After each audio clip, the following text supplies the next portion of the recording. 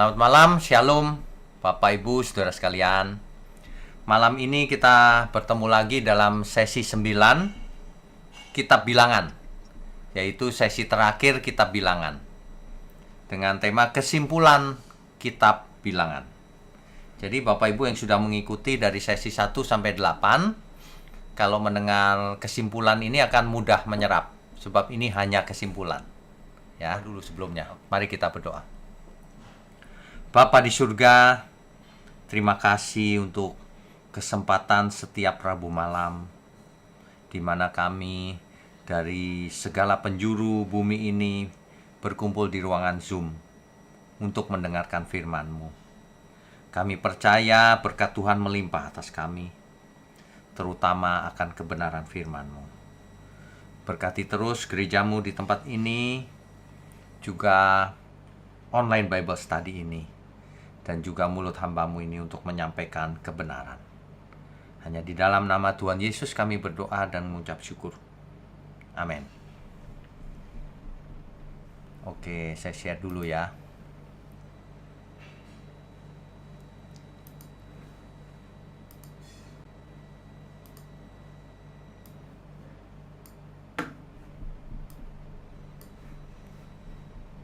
Ya. Malam ini sesi 9 Kitab Bilangan. Kita sudah sampai pada kesimpulan Kitab Bilangan. Kita sudah bahas di sesi pertama bahwa nama Kitab Bilangan itu mempunyai beberapa pilihan sebenarnya. Kalau menurut tradisi umum, nama suatu kitab itu diambil dari kata pertama dalam kitab itu, tapi dalam bahasa Ibraninya. Nah, Kitab Bilangan ini pakai kata wadaber, ya, wadaber, yang artinya ia berfirman kepada Musa. Jadi kalau Bapak Ibu baca Bilangan pasal 1 ayat 1, itu Tuhan berfirman kepada Musa. Tetapi jika menurut isinya, Kitab Bilangan ini lebih cocok diberi nama kata keempatnya, Bemidbar, artinya di padang gurun Sinai itu. Kan kita tahu di kitab Imamat terakhir itu posisinya ada di kaki Gunung Sinai. Nah, Kitab Bilangan ini dimulai di kaki Gunung Sinai, lalu berangkat menuju Kanaan.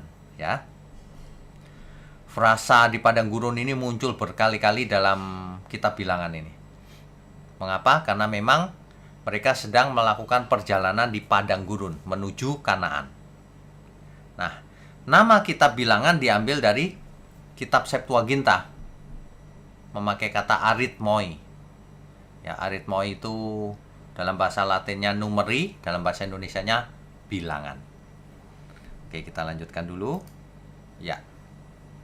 Bapak Ibu sekalian, ini timeline-nya ya. Jadi ketika Yusuf mati, sebentar ya, ya. Ketika Yusuf mati, kok nggak bisa? Ya, jadi ketika Yusuf mati di sini, kemudian sampai pada keluarnya bangsa Israel di Mesir, itu kemudian 40 tahun berikutnya Musa mati. Lalu Yosua menggantikan memimpin bangsa Israel yang adalah generasi baru menuju Kanaan. Ya. Nah, Kitab Bilangan ditulis itu dari keluar dari Mesir ini sampai kepada kaki Gunung Sinai. Nah, Kitab Bilangannya itu di sini, dari kaki Gunung Sinai sampai Musa mati dan Yosua menggantikannya. Ini Kitab Bilangan. Ya. Jadi kalau kita membaca Alkitab harus mengerti Kitab Kejadian itu apa, Keluaran itu bagaimana, Bilangan, Imamat bagaimana. Imamat kan ceritanya cuma ada di kaki Gunung Sinai selama kemah, berupa peraturan-peraturan Taurat. Kitab Bilangan lanjutannya ya. Nah, malam ini kita sampai pada penghujung Kitab Bilangan. Jadi Kitab Bilangan ini adalah lanjutan Kitab Imamat. Makanya peta di sebelah kanan ini dari Gunung Sinai ini yang saya lingkari ini, mulai jalan lagi menuju ke utara, menuju Kanaan, sebenarnya. Ya, oke, kita lanjutkan dulu. Ya, nah, kitab Bilangan dimulai dengan sensus. Mungkin semua masih ingat ya, kita sudah bahas. Sensus pertama diadakan di sebulan setelah tabernakel dibangun, dan Israel bersiap-siap untuk meninggalkan Sinai. Ketika itu dihitung seluruh umat, yang terhitung itu 603.550. Itu adalah jumlah laki-laki yang umurnya 20 tahun ke atas dan bisa berperang. Nanti sensus kedua 38 tahun kemudian, ketika umat Israel sampai di dataran Moab. Ya. Ketika itu dihitung jumlahnya hampir sama, cuma beda 1820, berkurang 1820. Artinya yang dihitung kedua itu yang mati dan yang lahir itu hampir berimbang artinya, ya. Nah, ini perjalanannya dari Sinai ke Kades Barnea. Ya, ke Kades Barnea. Itu Kades Barnea itu adalah sampai di perbatasan Kanaan, ya. Di situ adalah oasis. Oasis itu suatu tempat di padang gurun yang banyak airnya, sehingga ada tanaman juga di situ, sehingga bisa hidup. Nah, berkemah di situ. Ya, kita lanjutkan dulu. Ya. Nah, jadi dari Sinai berangkat menuju Kades Barnea. Itu umat Israel. Nah, dicatat dalam Bilangan pasal 10 ayat 11 sampai 12. Pada tahun kedua, bulan kedua, tanggal 20, awan itu bergerak lagi dari tabernakel. Artinya apa? Israel harus berangkat mengikuti tiang awan itu. Ya. Di Bilangan 12 ayat 16 ditulis lagi, kemudian berangkatlah mereka dari Haserot dan berkemah di padang gurun Paran. Ini Bapak Ibu kalau perhatikan peta di sebelah kanan ini, dari Gunung Sinai bergerak ke Haserot, ke suatu tempat yang namanya Haserot. Haserot bergerak lagi ke padang gurun Paran. Ya. Nanti berhenti di Kades Barnea. Oasis tadi itu yang banyak airnya. Di situ akhirnya, ya. Jadi begitu pergerakannya. Ya. Jadi sebenarnya sudah dekat ke Kanaan. Kalau ke Kanaan itu kan ke arah sini nih. Sudah dekat sekali. Tetapi yang terjadi tidak demikian. Nanti kita lihat. Kita sudah bahas semua sebenarnya. Ya. Nah, jadi setelah 1,5 tahun, kemudian Israel sampai pada oasis di perbatasan Kanaan. Ini yang namanya Kades Barnea ini lokasinya. Ya, Bapak Ibu ingat, di sini adalah Edom, di sini Moab. Ya, di situ Edom, di situ Moab. Nah, bangsa Israel tidak berani terus ke atas, padahal sudah dekat. Maka ia mau memutar masuk ke Edom. Tapi oleh Edom tidak diizinkan. Jadi mutar ke bawah sini nanti. Terus ke atas gitu. Rutenya begitu. Kita sudah bahas ini. Kita lanjutkan dulu. Ya.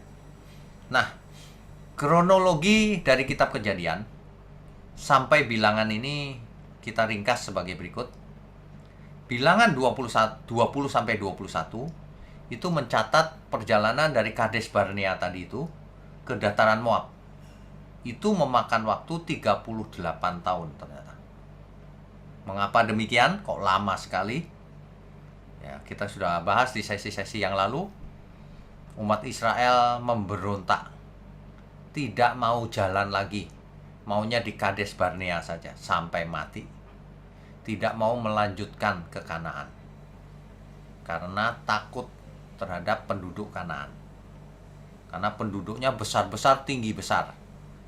Mereka bahkan berkata, kita seperti belalang di sampingnya. Gitu. Ya. Oke, kita lanjutkan dulu. Bapak Ibu yang belum jelas bisa mengikuti sesi-sesi sebelumnya ya. Ini hanya mengulang. Ya, perhatikan baik-baik nih Bapak Ibu. Ini adalah Kades Barnea, peta ini ya.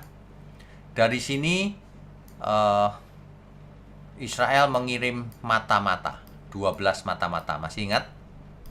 Ke atas menuju Kanaan. Lalu mata-mata itu balik lagi, 10 melaporkan hal-hal yang membuat umat Israel lemah.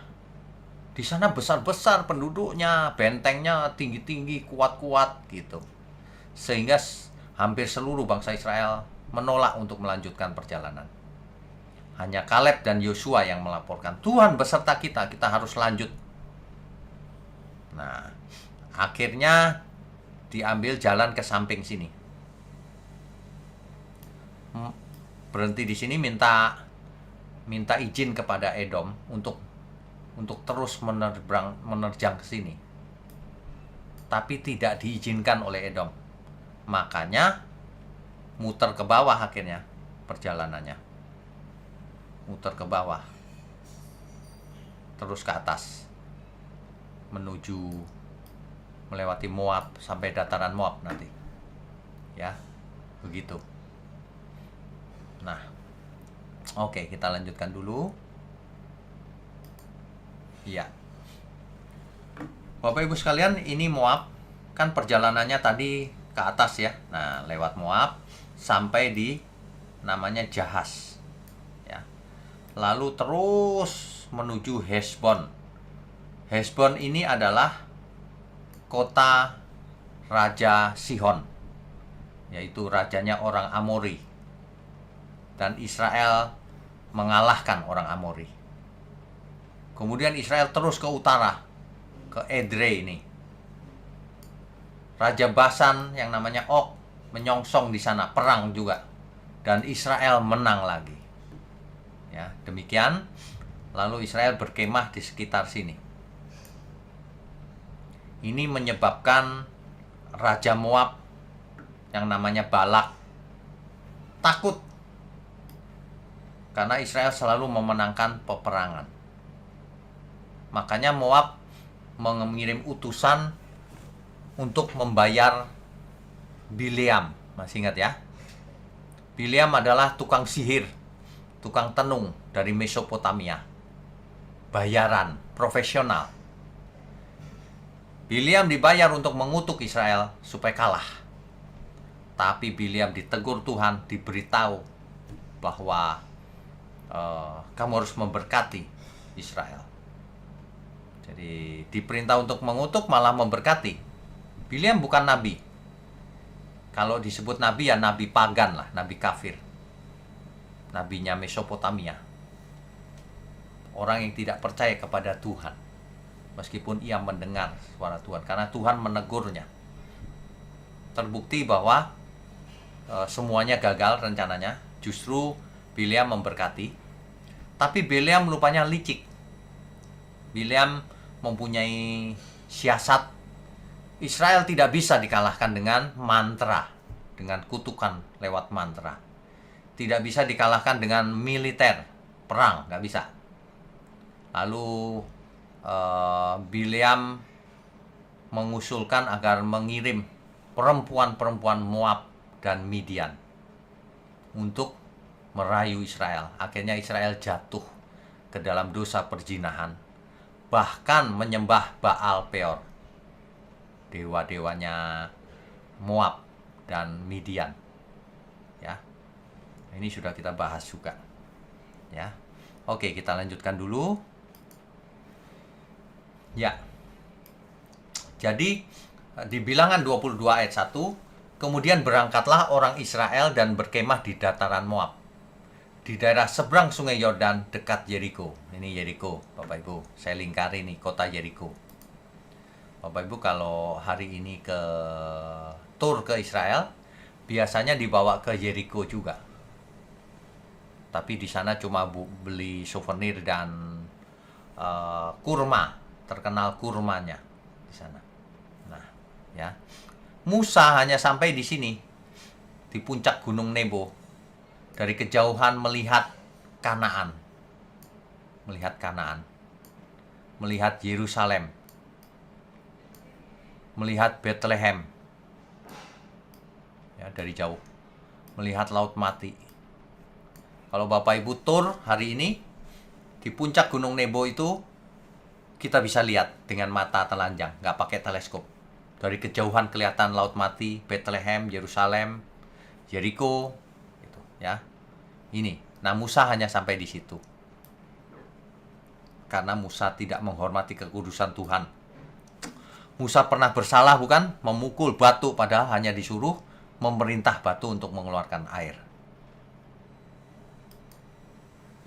Sensus kedua. Sensus kedua ini dilakukan di dataran Moab. Di mana itu? Di sekitar sini. Ya, di dataran Moab. Dan Yosua dipilih untuk menggantikan posisinya Musa. Memimpin generasi yang baru masuk ke Kanaan. Ingat ya Bapak Ibu ya, yang masuk ke Kanaan ini adalah generasi yang baru. Bukan generasi yang keluar dari Mesir. Kecuali Yosua dan Kaleb. Yosua bahkan memimpin menggantikan Musa. Ya. Nah, sisanya semua umat mati di padang pasir. Nah, ini dia. Dari Moab, umat Israel dapat melihat tanah Kanaan. Di barat sungai Yordan. Ini sungai Yordan nih. Ya. Yang mengalirkan air dari Danau Galilea ke Laut Mati. Ya. Tidak jauh dari situ terdapat kota Jericho, kota yang sangat kuno. Ya. Oke, kita lanjutkan dulu. Ya, inilah hasil sensus kedua. Bapak Ibu bisa baca di kitab Bilangan, ayatnya semua sudah saya tulis di sini. Ya. Yang terbesar jumlahnya adalah Yehuda. Dan seterusnya. Silakan dibaca. Nah, catatan dari kitab Bilangan. Yang pertama, ayat yang paling terkenal di kitab Bilangan yang sering dipakai sebagai doa berkat. Ini doa berkatnya imam besar sebenarnya, Harun. Tapi dipakai oleh gereja-gereja zaman sekarang, ya. Yaitu Bilangan 6 ayat 24 sampai 26. Tuhan memberkati engkau dan melindungi engkau. Tuhan menyinari engkau dengan wajahnya dan memberi engkau kasih karunia.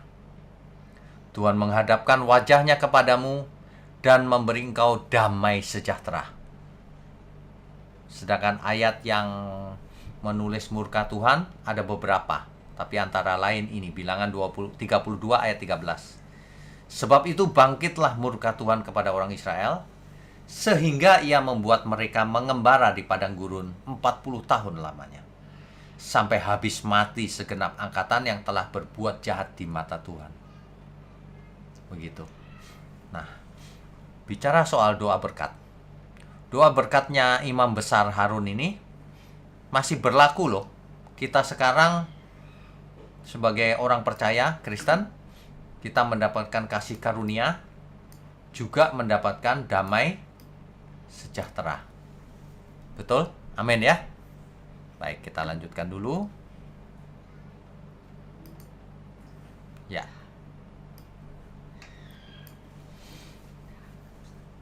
Kitab Bilangan dimulai ketika di Sinai dengan sensus untuk menghitung dan mempersiapkan angkatan yang mampu berperang. Jadi di Sinai sebelum melanjutkan perjalanan dihitung supaya kita tahu kekuatan perangnya berapa jumlahnya. Karena nanti dalam perjalanan menghadapi musuh pasti. Ya. Makanya menghadapi Amori dan Basan menang. Karena jumlah angkatannya cukup kuat. Tetapi sepanjang perjalanan bangsa itu bersungut-sungut dan memberontak. Sehingga akhirnya hukuman Tuhan jatuh atas mereka. Yaitu mereka tidak akan masuk ke tanah perjanjian. Mereka semua mati di padang pasir. Ya. Berbagai macam sebab matinya. Kalau Bapak Ibu masih ingat, ada yang dipakut ular tedung, ada yang kena tulah, ada apa lagi? Mati di padang pasir. Macam-macam. Ya. Ada yang dihukum oleh Tuhan minum serbuk emas ketika membuat patung lembu emas itu. Ya. Nah, seluruh generasi Exodus selama 40 tahun di padang pasir dan akhirnya mati semua, itu kecuali Yosua dan Kaleb. Ya.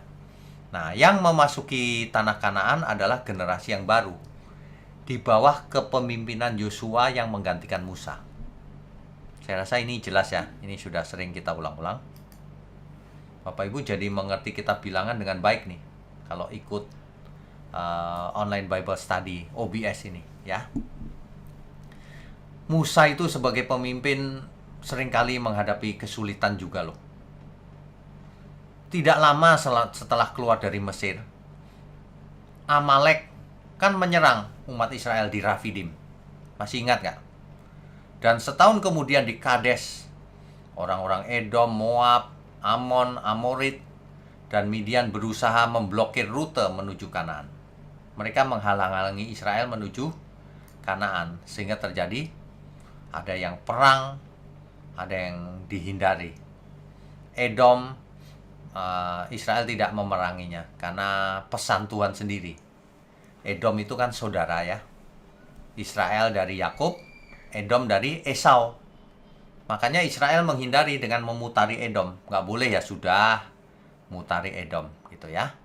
Nah, oleh umatnya sendiri Musa menghadapi sungut-sungut, keluhan, tuduhan, dan pemberontakan. Bahkan ada suatu ketika Musa mau dirajam, mau dilempari batu oleh umatnya sendiri loh. Tapi kemuliaan Tuhan melindungi. Bahkan persungutan ini sudah dimulai ketika masih di Mesir loh. Belum berangkat sudah bersungut-sungut. Ya. Kemudian di Laut Teberau, kemudian di Mara, di Padang Gurun Sin, di Rafidim, Tabrah, Hasrot, dan Meribah. Semua persungut-sungutan ini sudah pernah kita bahas sebelumnya. Ya. Nah, sesampainya di Kades, ketika Kanaan sudah dekat, bahkan mereka menolak melanjutkan perjalanan ke Kanaan.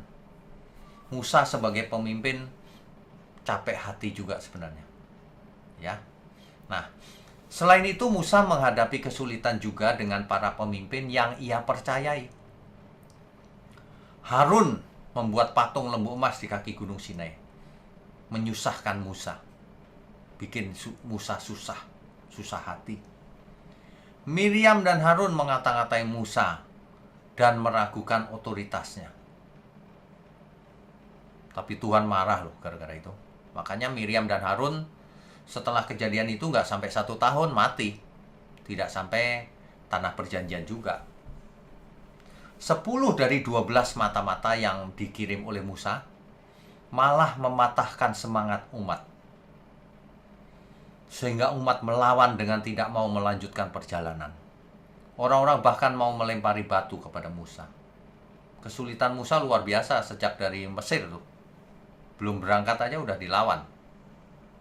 Dan Musa pernah berbuat kesalahan, yaitu tidak menghormati kekudusan Tuhan, sehingga ia tidak diperkenankan masuk ke tanah perjanjian.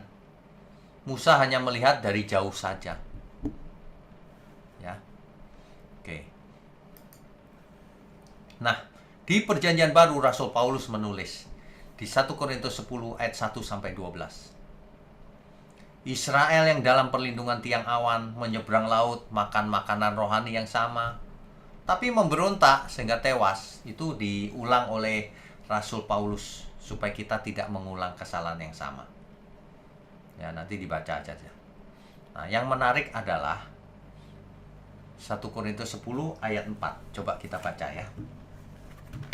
1 Korintus pasalnya yang ke-10, ayatnya yang ke-4.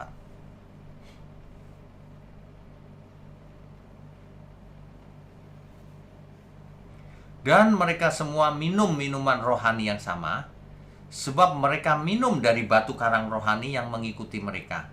Dan batu karang itu ialah Kristus. Ternyata peristiwa di kitab Bilangan itu, di mana Musa batu karang itu mengeluarkan air, ya, lalu mereka minum dari air itu kan peristiwa fisik sebenarnya.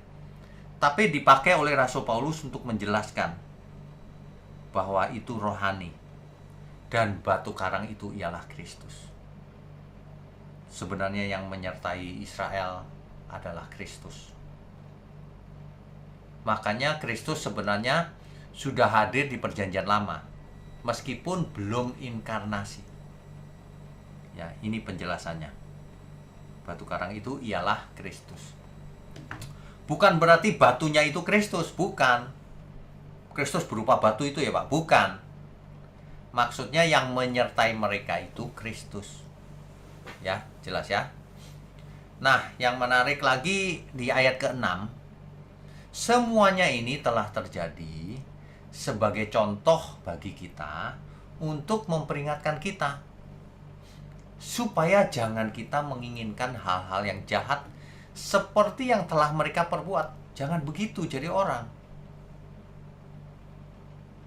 Bersungut-sungut terus, nggak ada makanan enak, diberi makan roti mana yang dari surga malah menghina, ini hambar rasanya. Enakan di Mesir ada timun, bawang, dan sebagainya.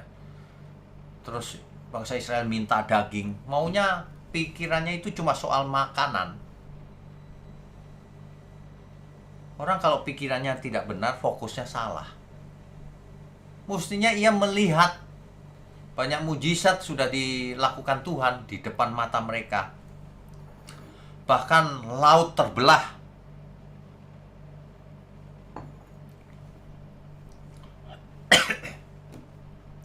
Jangan kita seperti itu. Mari kita hayati apa yang Tuhan kerjakan dalam hidup kita. Jangan kita maunya kita sendiri.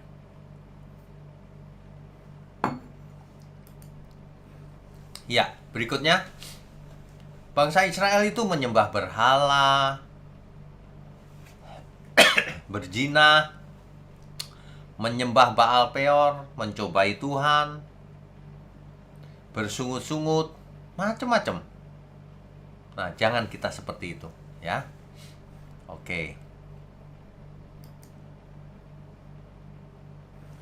Kitab Bilangan dan Yesus ada hubungan nggak ya? Ada paralelnya nggak ya? Ya, kita lihat saja. Israel 40 tahun di padang gurun. Yesus 40 hari di padang gurun.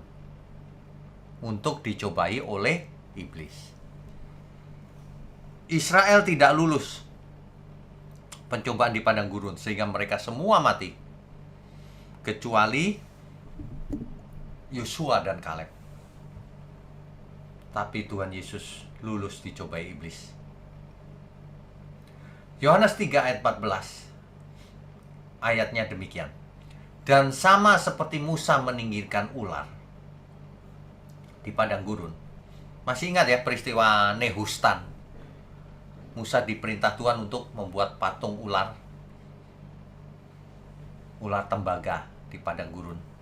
Setiap orang yang dipakut ular tedung melihat patung itu, tongkat itu, tidak mati. Nah, dan sama seperti Musa meninggikan ular di padang gurun, demikian juga anak manusia, maksudnya Yesus, harus ditinggikan. Ini hendaknya kita mengerti dengan benar nih. Tuhan Yesus harus kita tinggikan supaya semua orang bisa melihatnya dan tidak binasa, digigit ular tedung itu, digigit dosa. Ada paralelnya, Bapak Ibu. Dahulu bangsa Israel di padang pasir diberi makan roti mana. Tapi Tuhan Yesus berkata, Yesus adalah roti hidup. Yohanes 6 ayat 35. Roti yang turun dari surga. Yohanes 6 ayat 41. Kalau kamu makan mana itu kamu kenyang, tapi besok kamu lapar lagi dan kamu mati. Tapi kalau kamu makan roti hidup yang turun dari surga, kamu tidak akan pernah lapar dan tidak akan mati selamanya. Ini tadi sudah kita bahas 1 Korintus 10 ayat 4, batu karang itu ialah Kristus. Nah, dalam Ibrani 9 ayat 14, betapa lebihnya darah Kristus yang oleh roh yang kekal telah mempersembahkan dirinya sendiri kepada Allah sebagai persembahan yang tak bercacat, akan menyucikan hati nurani kita dari perbuatan-perbuatan yang sia-sia. Supaya apa? Supaya kita dapat beribadah kepada Allah yang hidup. Yang mengherankan lagi adalah nubuatan Bileam. Bileam ini kan bukan nabi tukang tenung sebenarnya, atau nabi kafir, nabi Mesopotamia ya. Tapi ia diberitahu Tuhan sehingga Bileam bernubuat, aku melihat dia, tetapi bukan sekarang. Aku memandang dia, tetapi bukan dari dekat. Bintang terbit dari Yakub, tongkat kerajaan timbul dari Israel. Ini adalah nubuatan tentang Kristus, lahirnya Kristus. Tapi memang Tuhan kita bekerja dengan berbagai cara, termasuk bicara dengan Bileam yang tidak percaya, sehingga Bileam menyampaikan isi hati Tuhan. Makanya Bileam waktu berangkat dengan keledainya itu dihadang malaikat mau dibunuh, supaya Bileam takut dan hanya menyampaikan apa yang Tuhan katakan.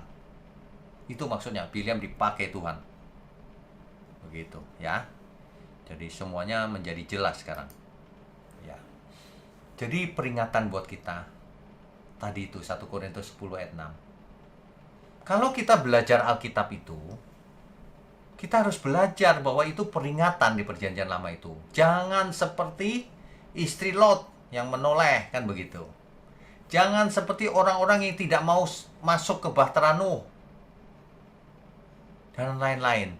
Jangan seperti umat Israel yang selalu bersungut-sungut, memberontak, mengutamakan makanan, mengabaikan anugerah Tuhan yang lebih besar, seleranya rendah. Banyak orang hari ini seleranya rendah, mengutamakan harta, mengutamakan kekuasaan, mengutamakan nafsu seksnya, nafsu makan minumnya, tapi mengabaikan surga, kekekalan. Nafsunya rendah. Malam ini hendaknya kita diperingatkan sekali lagi ya.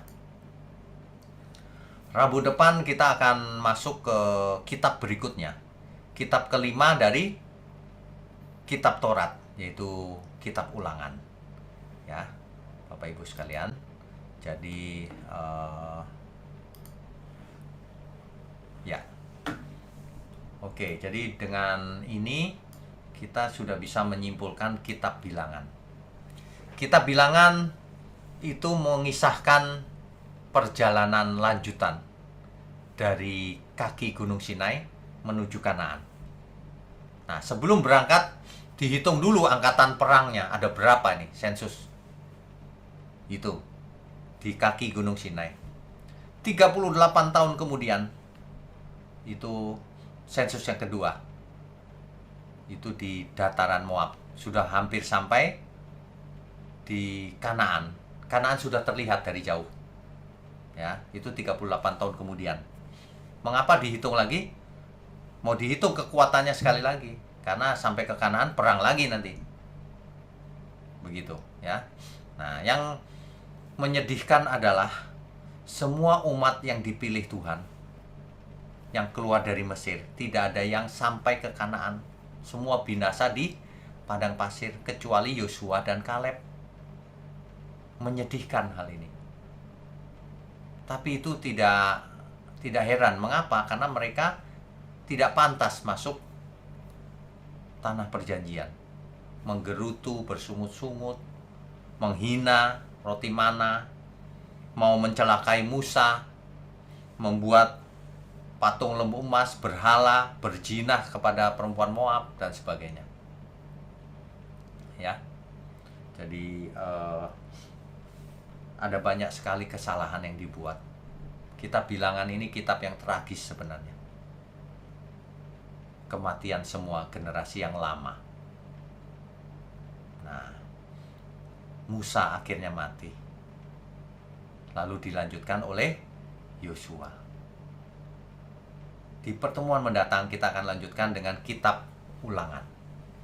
Kitab Ulangan berisi tentang Musa yang sebelum mati, Musa menyampaikan sekali lagi hukum-hukum dan menyadarkan umat agar selalu taat, jangan memberontak. Nanti lebih detailnya kita akan lihat di sesi mendatang, Rabu depan. Demikian, kitab Bilangan sudah tuntas saya rasa. Kita lanjutkan dengan tanya jawab. Host silakan. Baik, kita sambung dengan sesi tanya jawab. Bagi Bapak Ibu yang ingin bertanya, silakan aktifkan icon raise hand dan membuka video. Bagi bertanya pertama, Ibu Eni atau Bapak Pantas, silakan. Silakan. Shalom Pak, selamat malam. Shalom, Maaf Bapak. terlambat ya Pak. Sudah sampai ya? Udah Pak. Jadi Silakan, keburu-buru. Nah, pertanyaan saya ada gini Pak. Di dalam kitab Bilangan itu di mana suku Lewi adalah sebagai pelayan di Bait Allah. Betul. Nah sekarang apa hubungannya atau kaitannya setelah zaman Perjanjian Baru orang-orang Farisi dan ahli-ahli Taurat Pak? Terima kasih. Oke, baik.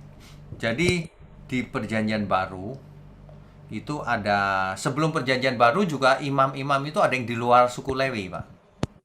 Oh gitu Pak. Ya, contohnya Imam Melkisedek. Ya. Itu di luar suku Lewi. Nah, nanti di Perjanjian Baru itu suku Lewi kan masih ada tuh, Pak. Betul. Nah, itu waktu Bait Allah ada, suku Lewi yang pegang jabatan imam selalu. Itu. Iya, Pak. Nah, jadi pertanyaannya apa nih, Pak? Pertanyaannya kan setelah Perjanjian Baru kan ada ahli-ahli Taurat dan orang Farisi ya, Pak? Ya. Nah, itu kan apakah dia juga pelayan-pelayan di Bait Allah di dalam Perjanjian Baru? Oh, baik. Yang jadi pelayan itu imam, Pak. Hanya imam. Jadi kalau mereka jadi imam ya bisa. Tapi kalau bukan imam ya tidak. Mereka mengajar Taurat. Ahli Taurat itu mengajar Taurat, Pak. Jadi hubungannya ahli Taurat dan orang Farisi itu sebenarnya apa ya, Pak? Kan selama ini kan ada di firman Tuhan, kalau kamu tidak melebihi iman percaya seperti orang Taurat, ahli Farisi dan orang Taurat, kamu tidak akan layak masuk surga, itu loh, Pak. Ya, maksudnya adalah mereka itu menguasai Taurat, Pak. Khatam. Jadi hafal ayat-ayat Taurat dan mengerti dengan benar Taurat. Jadi kalau kita harus lebih dari itu, jangan cuma Taurat gitu. Maksudnya itu. Nah, jadi di zaman itu, Pak, ada beberapa kelompok memang. Ada orang Farisi, ada ahli Taurat, ada yang namanya kelompok Zelot. Zelot itu Pak, kemungkinan yang itu loh, Pak, yang penjahat di samping Yesus itu, kemungkinan itu orang Zelot, kemungkinan besar. Karena ditangkap karena memberontak terhadap Roma. Jadi itu penjahat politik, bukan penjahat kriminal. Makanya ketika Yesus mengatakan ampuni mereka, dia langsung tahu ini dia yang kucari gitu. Jadi itu orang percaya sebenarnya. Nah, kemudian ada lagi yang namanya orang Eseni, kelompok Eseni. Kelompok Eseni ini yang melarikan diri sampai di Gua Qumran, di gua-gua Qumran, dan mereka menyimpan gulungan Taurat itu di gua-gua, Pak. Iya, Pak. Sehingga ribuan tahun kemudian, iya, di 1948 kalau nggak salah, iya, Pak, ada seorang suku Bedouin, yaitu gembala Arab, sedang menggembalakan di daerah situ. Iya. Lalu ada gua gelap, dia takut masuk, dia lempar batu ke dalam. Ternyata bunyi, prang, pecah gitu. Ada guci di dalam. Lalu ia masuk. Di guci itu ada gulungan-gulungan kitab suci rupanya. Asli, Pak. Iya, Pak. Ya. Dari kitab, dari zaman itu. Nah, gulungan-gulungan ini sebagian masih secarik-secarik itu dijual di pasar sama mereka. Dia nggak tahu kalau itu kitab suci. Lalu ketemu sama seorang yang ahli. Loh, ini ketemu di mana? Di sana. Wah, dibongkarlah semuanya. Nah, sekarang kita punya yang namanya gulungan laut mati. Jadi kalau ada orang yang memfitnah atau menyerang Alkitab, Alkitab itu sudah dipalsukan. Kapan dipalsukannya? Nah, bisa jawab nggak kapannya? Ternyata gulungan laut mati ketemunya tanggalnya adalah sebelum Masehi. Dan kalau kita lihat dengan yang Alkitab kita zaman sekarang, memang ada beda, tapi tidak beda sama sekali artinya. Nah, yang penting tuh artinya, bukan hurufnya. Karena kalau huruf seperti mantra nanti. Bukan, maknanya, artinya, semuanya masih sama, tidak ada yang berubah. Begitu. Begitu Pak Pantas. Terus jadi saya bisa kesimpulkan suku Lewi itu tidak ada hubungannya dengan ahli Taurat dan orang Farisi ya Pak? Bukan tidak ada hubungan. Kemungkinan juga ada orang ahli Taurat yang suku Lewi, bisa juga. Oh gitu. Kita tidak tahu. Iya Ya. Pak, iya. Mm-mm. Oh gitu ya Pak. Ya. Iya Pak. Terima kasih ya Pak. Tuhan berkati. Oke, Tuhan berkati. Ada lagi. Baik. Selanjutnya Ibu Sylvia, silakan Bu. Ibu Sylvia, silakan. Ya, oke.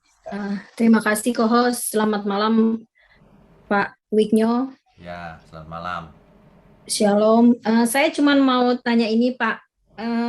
Sebenarnya simple ya Pak. Ya. Karena sering kali di firman Tuhan yang saya baca di Perjanjian Baru, yang saya mulai dari Matius, saya baca Perjanjian Baru tuh banyak sekali kata kasih karunia. Begitu juga timbul dari kitab Bilangan ini, seorang imam besar pun berdoa menyinggung tentang kasih karunia dan damai sejahtera. Lalu dihubungkan dengan kasih karunia dan damai sejahtera, hal yang indah yang Tuhan berikan buat kita.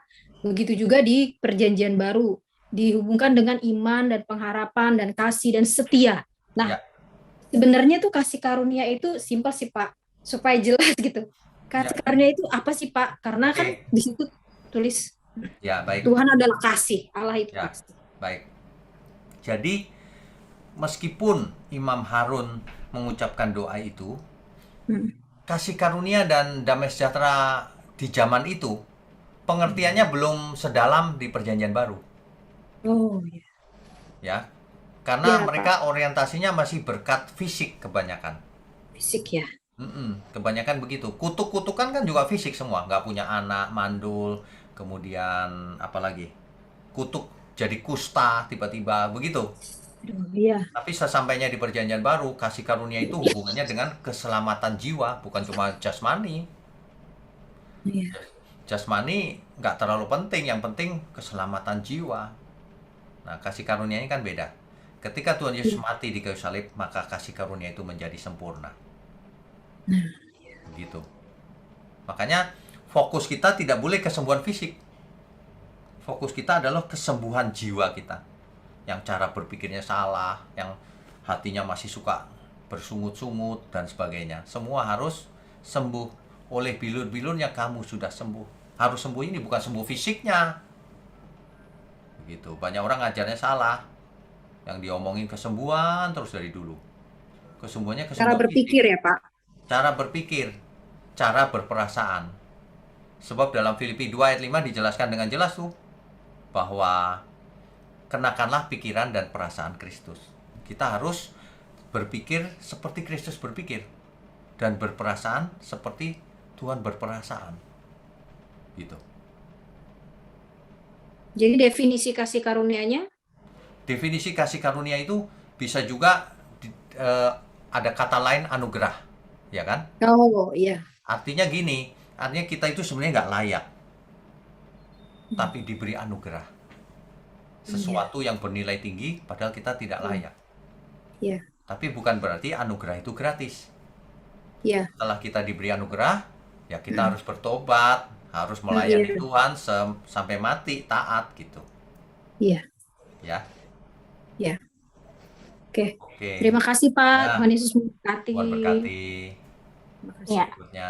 Selanjutnya Ibu Meme, silakan Bu. Silakan Bu. Ya. Sudah, Tadi nggak silakan. bisa. Oke, selamat malam Pak. Selamat malam. Ya, terima kasih untuk suara kebenaran malam ini ya Pak ya. Ya. Dan begitu juga kepada Ibu Risa. Terima kasih Bu. Oke. Yang kemarin ya Pak, yang Rabu lalu kan Bapak kasih itu sesi kejadian yang mula-mula Bapak jelasin, aku hari itu nggak masuk Pak gitu ya. Jadi saya sudah membaca dan mendengarkan penjelasan Bapak. Jadi saya menanya gini Pak, mula-mula kan Tuhan Allah menciptakan langit dan bumi sampai juga hari ke-6 manusia diciptakan. Saya itu ngerti banget gitu ya Pak ya. Jadi saya temukan itu perkataan Elohim. Ini jarang sekali saya dengar di gereja-gereja mana. Saya bukan membandingkan gereja-gereja mana ya Pak. Ini memang ini pertama kali, itu pun saya jumpai di perkataan ini di Pak Erastus kalau nggak salah ya. Karena di gereja-gereja mana yang saya beribadah, mereka hanya memberikan penjelasan Tuhan Yesus. So, yang pengertian saya Elohim ini ya Pak, jamak ya Pak ya. Jamak yang itu seperti saya kasih contoh lah, seperti book jadi books. Jadi yang di sini Elohim itu Allah, Bapa, Putra atau Anak dan Roh Kudus, betul ya Pak ya? Jadi begini Bu, ketika perjanjian lama, ya, mereka belum mengerti ada Allah, Bapa, Anak dan Roh Kudus, belum mengerti. Nah, jadi kata Elohim itu bentuknya jamak. ya. Tapi pengertian mereka tunggal. Pengertian mereka ya, orang Yahudi ya. Saya nggak bicara orang Kristen, orang Yahudi. Orang Yahudi yang zaman itu mengertinya Allah itu satu. Iya. Satu, tunggal. Nah, mereka buat istilah Elohim kenapa dijamakkan? Karena satu yang tak terhingga ini jamak. Jadi kemuliaannya tak terbatas gitu, seolah-olah begitu. Nah, itu gaya bahasa itu Bu. Jadi mereka tidak mengerti Tritunggal, mereka ngertinya Allah itu satu gitu. Nah, kita mengerti sekarang bahwa di dalamnya itu ternyata ada Bapa, ada Anak, dan tentu saja ada Roh Kudus gitu. Kita mengertinya begitu. Tapi kalau teks kitab Kejadian itu maksudnya tunggal, ditulis maksudnya tunggal. Cuma faktanya kita tahu sekarang gitu. Jadi ketika marilah kita menciptakan manusia menurut gambar dan rupa kita.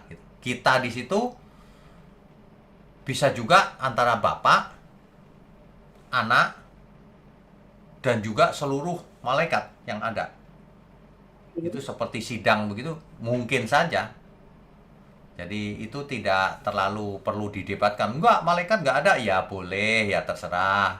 Enggak terlalu penting. Yang penting kita tahu faktanya begitu gitu. Ya, jelas nggak? Jelas Pak. Jadi Tuhan Yesus ini yang ditemukan di perjanjian baru di Pak ya. Karena di perjanjian lama kan namanya Tuhan Yesus nggak ada, cuma Tuhan. Betul. Di perjanjian lama Tuhan Yesus sering muncul dalam istilah malaikat Tuhan. Tapi Tuhannya huruf besar, bukan yang Tuhan T-nya saja yang besar, bukan. Oh, maksudnya semua kapital letter P-U-H-A-N gitu ya Pak ya? Iya, itu betul. Besar lah. Malaikat Tuhan, itu maksudnya Tuhan Yesus. Oh, itu maksudnya Tuhan Yesus. Ya. Jadi Pak, yang sering juga saya temukan itu perkataan Tuhan huruf kecil. Ya. Jadi itu siapa ya Pak ya? Tergantung konteksnya. Kalau Tuhan huruf kecil itu di perjanjian baru, itu maksudnya pasti Tuhan Yesus. Kalau di perjanjian baru. Kalau di perjanjian lama tergantung konteksnya, yang mana yang dimaksud gitu. Oke Pak. Jadi yang menciptakan langit dan bumi itu adalah Anak gitu. Tuhan Yesus. Bapak dan Anak. Bapak dan Anak. Oh, oke.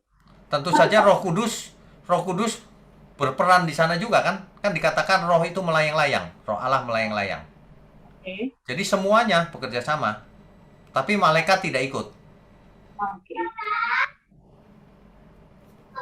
Oke, jadi yang setelah Allah menciptakan manusia menurut rupa dan gambarnya, Ya. kan yang kita tahu itu Allah itu adalah roh. Ya. Kan, Pak ya? Ya. Jadi manusia itu dulu roh manusia gitu ya Pak. Sebelum jatuh dalam dosa lah maksud saya ya Pak ya. Waktu menciptakan di Kejadian 2 ayat 7, manusia dibentuk dari debu tanah. lalu dihembus roh, dihembus nafas hidup. Nah, itu roh Allah itu. Jadi dibentuknya dari debu tanah. Lalu dihembus nafas atau roh itu sebenarnya. Jadi setelah jatuh dalam dosa mereka menjadi daging. Enggak juga, itu sudah daging. Oh iya. Jadi manusia itu diciptakan bentuknya ada dagingnya, seperti sekarang ini, tapi rohnya berasal dari Allah. Oh, oke. Setelah jatuh dalam dosa, tetap nggak berubah bentuknya. Tapi, natur dosa masuk ke dalam manusia, sehingga manusia kecenderungannya berbuat salah terus. Oh. Coba, seorang suami yang selingkuh, coba. Itu kan error itu namanya. Iya kan? Sudah punya istri selingkuh, itu kan error. Gitu. Nah, itu dosa. Ya, ya. Dosa itu dalam kalimat sederhana itu error. Tidak sebagaimana mestinya. Tapi kan Pak di kejadian dulu kan Pak, di perjanjian lama kan Pak banyak juga itu yang seperti toko-toko 3 istrinya, 4 istrinya gitu. Betul, betul. Pada mulanya Adam cuma diberi Hawa, monogami. Setelah jatuh dalam dosa, barulah terjadi poligami dan sebagainya, penyimpangan itu. Makanya Tuhan masih di perjanjian lama itu masih membiarkan poligami. Karena Kristus belum mati di kayu salib. Tapi setelah Kristus mati di kayu salib, hendaklah kamu punya seorang istri saja. Kembali lagi ke rancangan semula. Iya. Tapi sebagian kita sekarang kembalinya nggak ke rancangan semula. Kalau semula kan Adam dan Hawa. Sekarang ada Adam dan Agus. Kan Tuhan ciptaannya itu kan heteroseksual. Sekarang mana ada homo, lesbian dan sebagainya. Itu penyimpangan. Itu semua Pak terjadi, apapun terjadi. Iya Pak, ini sangat jelas sekali Pak. Pertama kali dalam hidup saya ini baru tahu gimana perjalanan hidup dari Tuhan Yesus, Allah menciptakan langit dan bumi sampai manusia. Dulu nggak tahu Pak, asal tahu aja Tuhan Yesus itu baik, luar biasa itu aja. Oh, puji Tuhan kalau menjadi tahu ya. Iya, makasih banget Bu ya Meme Pak. semangat belajar terus. Nanti makin lama makin lengkap pengetahuannya, ya. Iya, makasih Tentang Pak. firman. Makasih Oke. support-nya ya Pak ya. Tuhan berkati. Selamat berkati Pak. Selamat malam. Ripka, sudah habis ya? Iya Pak, sudah habis. Habis ya? Iya. Nah, memang dibatasi 3 ya malam ini ya. Terima kasih Ripka sudah bersedia menjadi co-host. Bapak Ibu sekalian, Ripka ini adalah dokter gigi. Luar biasa ya. Masih muda tapi sudah dokter gigi. Canggih lagi. Oke. Nah, kita sudahi ya Bapak Ibu. Mari kita tundukkan kepala. Mari kita berdoa. Bapa di surga, terima kasih untuk firman-Mu. Dan ini menjadi contoh bagi kami semua. Agar kami tidak seperti umat Israel yang dikisahkan di kitab Bilangan. Karena mereka bersungut-sungut, memberontak, melawan, menghina roti mana. Tidak bersyukur terhadap anugerah Tuhan. Terima kasih Bapa. Ampuni segala kesalahan kami. Selama ini kami mau belajar terus. Secara khusus hamba ingin berdoa, Tuhan berkati tangan-tangan yang mendukung pekerjaan-Mu di bumi ini, mendukung gereja-Mu di tempat ini. Juga kami semua yang mendengar firman-Mu dengan benar dan hidup menurut firman-Mu. Terima kasih Bapa. Kami mau terima berkat, baik berkat jasmani, berkat rohani, turun dari surga. Di dalam nama Tuhan Yesus Kristus. Kami sudah berdoa dan mengucap syukur. Amin. Saudara sekalian, bicara soal kebenaran, setiap orang merasa benar. Makanya semua kecap di nomor 1 kan. Ada orang yang mengatakan saya paling benar, ini paling benar, itu paling benar. Mana sebenarnya yang paling benar? Oleh sebab itu, hadiri seminar 7 natur kebenaran dan aplikasinya. Seminar ini wajib dihadiri oleh para teolog, apologet, pengkhotbah, bahkan oleh para jemaat sendiri. agar kita bisa membedakan manakah yang benar, manakah yang salah. Inilah alat uji kebenaran yang sangat objektif dan alkitabiah. Pastikan saudara ikut dan ajak seluruh saudara dan sahabat-sahabat. Bapak-bapak dan ibu-ibu yang terkasih dimanapun berada, yuk kita belajar pelajaran Alkitab bersama secara online setiap hari Rabu jam 7 malam bersama pendeta Bapak Wignio Tanto secara online, bisa melalui Zoom. Tetapi kita harus mendaftarkan dulu ke nomor berikut ini. Selamat bergabung dan Tuhan Yesus memberkati.